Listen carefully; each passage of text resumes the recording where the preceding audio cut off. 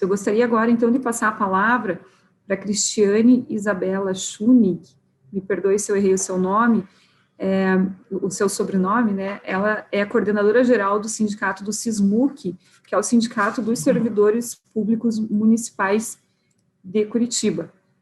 Com a palavra, então, Cristiane.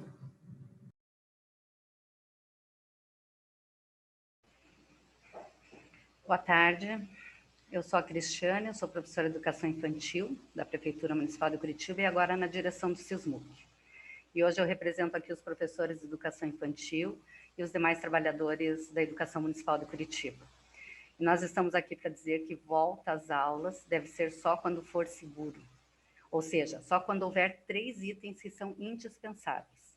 Primeiro, trabalhadores da educação vacinados. Segundo, taxas de transmissão controladas. E, por terceiro, CMEs e escolas com condições de estrutura para garantir os protocolos sanitários necessários.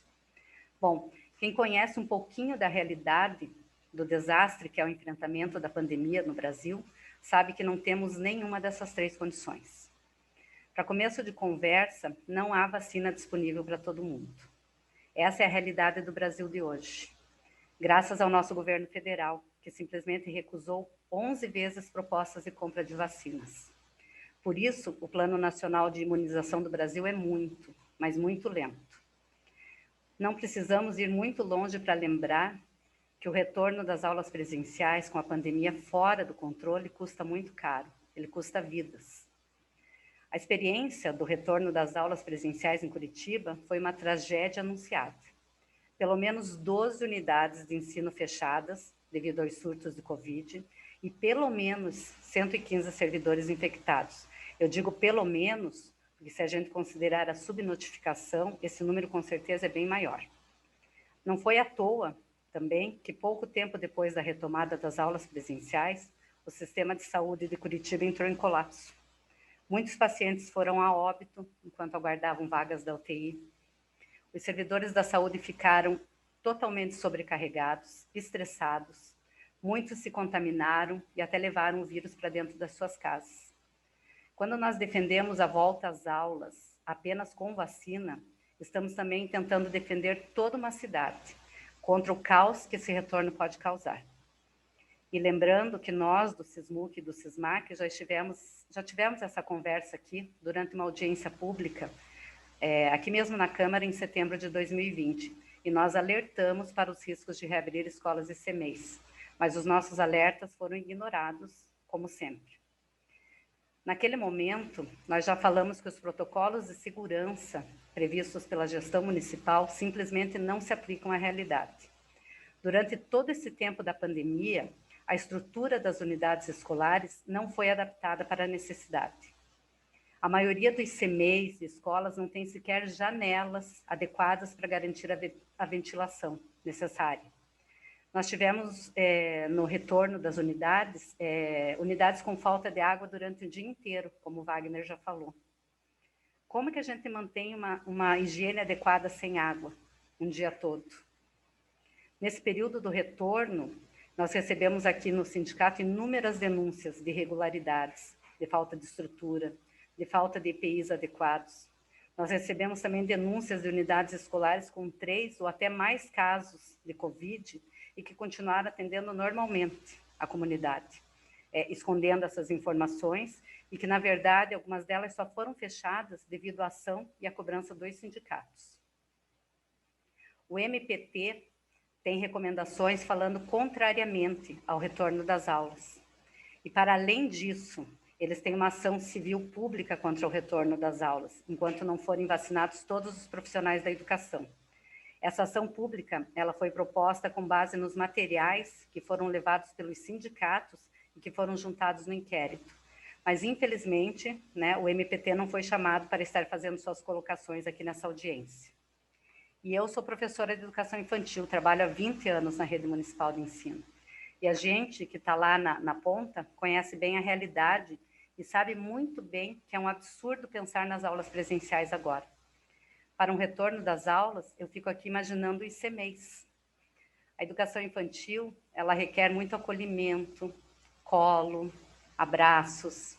As crianças pequenas chegam muito inseguras e dependem desse acolhimento, desse carinho das professoras, dos professores, para elas poderem se ambientar melhor, se sentirem mais seguras.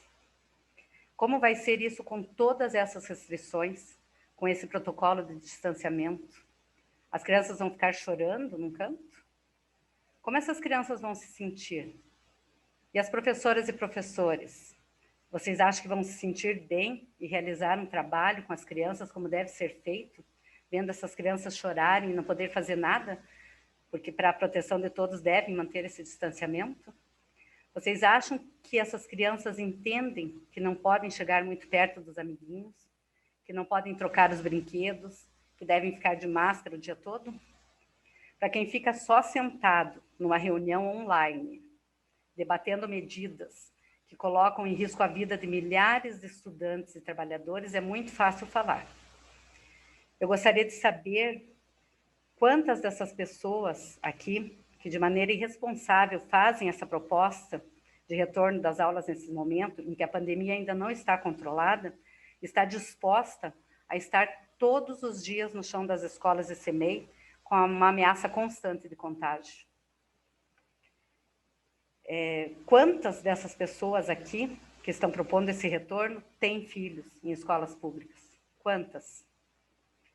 E digo mais ainda, nem o Conselho Municipal de Educação, que tem essa função fiscalizadora, está fazendo isso.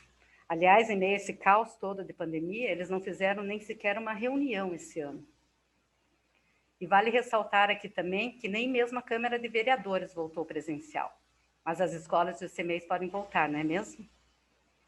E eu não consigo concordar com algumas falas que eu ouço de que um caixa de supermercado, por exemplo, está trabalhando. Então, por que os trabalhadores de CMEI e escolas não?